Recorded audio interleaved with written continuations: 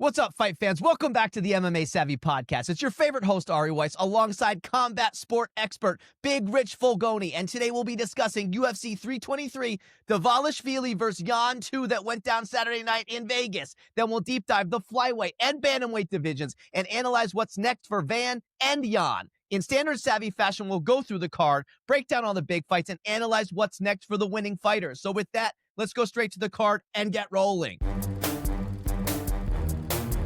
Okay, baby, UFC 323, Dvalishvili versus Yan 2. Listen, we talked kind of crap saying it was a little bit of a weak card because of all the flyweight action, and Nico and Wally were wrong, baby. This was a hot card from the prelims on. I did say the prelims on, Richie boy, were kind of stacked. We had a lot of action, a lot of finishes, a lot of fanfare and excitement, and the crowd was into it. It was the last ESPN pay-per-view ever. Is that sad? I don't know. Are we excited for Paramount? But anyway, they ended in a big way. We do have one more card next week, but let's get into the analysis here because a lot of crap went down. We got champs in two different weight classes. Flyweight title on the line. Pantoja versus Van. Man, there was so much at stake here, and we had all taken Van, the underdog pick. Savvy's reputation was on the line, baby. And there's not much to discuss here. It's kind of a bummer with the ending. You hate to see when it ends in injury, but of course they come in and within 20 seconds, Pantoja breaks his arm. You know, for a second there, Richie boy, there was some action. Pantoja looked aggressive. He kind of came after Van, but Van wasn't scared, as you mentioned. And then in a weird freak transition, Pantoja got dumped. Boom. Arm broken or dislocated. I also hear from Dana that it was something to do with the shoulder at the same time, but that's MMA. Sometimes injuries happen, like with the broken legs with Anderson Silva. It's just part of the sport. So not the way we wanted Van to win the title, but we'll take it, baby. Savvy hits the underdog pick. We got a new champion, the second youngest champion ever. And he's the first Asian-born male champion. Of course, China and Japan is where martial arts started. So this is the big storyline once we get into the flyweight division. That's all I'm really going to say. What do you have to say about this mess? Got to say, fearless Josh Van, right? Yes. Fearless. This is a great nickname for this man. He is just oozing with confidence, right? This is why he's been our guy, our boy. We get behind him here at MMA Savvy. And we couldn't take much away from analyzing the fight, right? It was, like you said, 20 some odd seconds. They have a couple of quick exchanges. I think Pantoja went for a leg kick. Van got him off balance, dumped him, broken elbow or whatever it is. But I think what you saw there, he was going to be undeniable that night no matter what. Obviously, we can't make any claims on would he have won the fight. In my mind, I felt like he was not going to be denied. And it was the next gen, like you're saying, flyweight, and he was ready to go. And so I like what I saw, at least on the mic afterwards. He's basically like anybody can get it. You know what I mean? Bring it on, set the date, I'll be there. So hopefully, because there was no damage to him, we see a quick turnaround and we can match him up. I mean, look, we reset this division and we'll talk about it coming up. And now we're going to have active champs, at least in two divisions, right? So this is good. This is what we want to see. Okay, speaking of that, let's check out the flyweight division because that's what we do here at Savvy. So Pantoja loses. Yes, freak accident, but hey, this is MMA. This stuff happens. He's now probably going to slide to the number one contender. And Joshua Van now takes the championship spot in the rankings. Also, Tyra, and Wally called it, baby. Richie did call Yan, but don't forget Tyra was my pick. Tyra beats Moreno in pretty dominant fashion. He's going to jump to the number 2 contender. Royval fights Cop next week, 3 versus 6. So there's a lot of intrigue, okay? And then Horiguchi with a huge win at number 8 recently against Alanbekov. So this is what's going to happen now. Most likely Van, because he didn't even have to really fight, and Tyra took no damage, and they're young, athletic, in-shape fighters. I say by Q1 or early Q2, they can easily fight. Why not Q1 and throw them on the goddamn Cindy card and have a better co-main? So it's going to be Van Tyra. And what's so exciting about this is my whole narrative of the Asian champ. Right? They've never had someone in that region as a champion and with the birthplace of martial arts in China and Japan. So imagine Tyra versus Van. It's going to be huge, baby. And then mark my words, if Tyra wins, and he might be the favorite there, imagine Horiguchi, and he still has some work to do because don't forget Cop. But if Horiguchi goes on a run and they ever book Taira versus Horiguchi in Japan for the title, it might bring back the excitement of the Pride days, and the world in Asia might explode. What do you say to that, baby? Yeah, I like it. I think we're getting a little ahead of ourselves here. I want to stay focused on our boy Van. I think he can get past Taira. Taira did look very good. You did pick him against Moreno. Great pick on your part. I took Moreno. Size seemed to be a little bit of a problem for him with that matchup, but hats off to Taira. Great victory.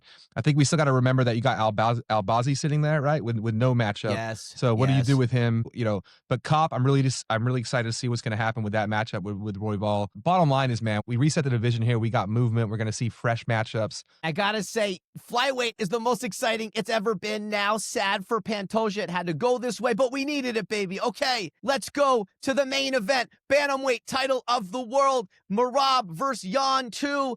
This was a crazy fight. Obviously, it gets fight of the night. It didn't go as expected. Well, maybe for you, Richie boy. Let me just break down the fight really quickly. First round, more of the same. Merab probably edges it with the pressure. He didn't go for takedowns right away. He was actually throwing shots, and Yan was really taking his time, which he always does. He always knows he has 5 rounds, and he usually takes his time. He measures his opponent. But they were even saying, man, don't give away rounds here. And I think he did. Merab edges round 1, and he starts going for the takedowns. But the big story was he doesn't get the takedowns. A lot like the first fight, although in the first fight he's able to get some. Here he doesn't get them. Then round 2 is the big turning point. Maybe Merab now starts putting on the heat, putting on the pressure, going for more takedowns, and he's not getting them. And then Yan is landing some great counter strikes. All of a sudden he wakes up, and the hands start going. I still thought round 2 was very close, but I believe it's 1-1. Could have been 2-0 either way, maybe, though, at that point. And then round 3, that's the biggest round of the fight for me, because Yan starts really peppering him with shots. Yeah. He even gets a takedown on Merab and even throws him in that fight. And right when I said, oh my God, Yan is turning this whole fight, Merab picks him up, and I'm like, oh, here we go. Just when you doubt the machine, now he's going to come mop the floor with Yan for 2.5 rounds and win the decision. But no, Yan gets up, big body kick from Yan, and then that changed the whole fight. Merab clearly showed he was compromised. He can't get the takedowns like he normally does. And then the whole rest of the fight, it's Yan's fight. He's blocking takedowns. He's battering Merab. It was unbelievable. It went from a close fight, which maybe Merab had the edge after the big takedown, and all of a sudden Yan, for the final 2.5 rounds, just owns Merab, steals the belt in shocking fashion. There's a new champ. Petr Yan now regains his belt, and he stops the whole Merab GOAT status discussion, which we'll come back to. What do you say to this, Richie boy? I say Petr Yan is back, baby, and he broke the machine. I went out on an island here. I picked him to win this fight. Not many people were. I think people forgot about Yan. Like that 3-fight losing streak, it was very misleading, right? 2 of those decisions were very close. He had the weird disqualification. And like I said in the previous episode, he's had a singular focus on getting back to this belt and getting back to take it from Merab. Even though he's been fighting other guys, I guarantee you he's been preparing for Merab this whole time. And I think we saw that with the takedown defense. Another thing I want to mention, we talked about this before with the Pereira fight versus Ankalaev. And look, yes, all fighters are always injured at some level, right? It's like a football player. They're always going to be hurt on some level.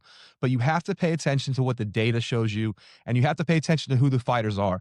People will claim injury when they take a hard loss and they're trying to deflect some of the blame, etc. When guys like Alex Pereira say it, when guys like Petr Yan say it, believe what they're saying, okay? That first fight, he didn't throw the right hand like less than 5% of the time.